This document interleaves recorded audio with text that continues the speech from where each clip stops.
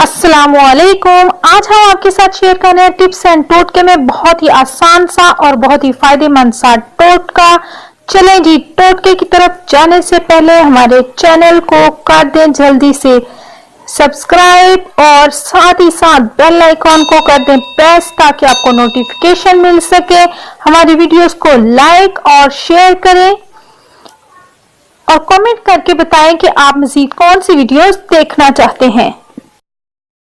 चले जी, आज की टिप की तरफ आते हैं। आज मैं आपके साथ शेयर कर रही हूँ एक बहुत ही बेहतरीन और फायदेमंद सा टोटका, ब्यूटी टिप बल्कि मैं आपके साथ शेयर कर रही हूँ।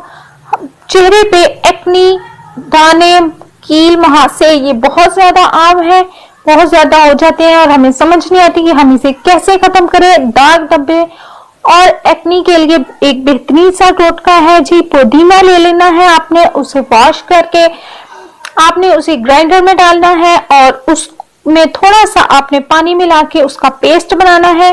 उसके बाद उसमें से पानी आपने निकाल लेना है, उसका सारा जूस आपने निकाल लेना है और उसको आपने अच्छी तरह से रात को सोने से पहले फेस पे लगाना है और आप फेस पे लगाएं और उसके बाद आपने 20 मिनट आधा घंटा तक इसे रहने देना है।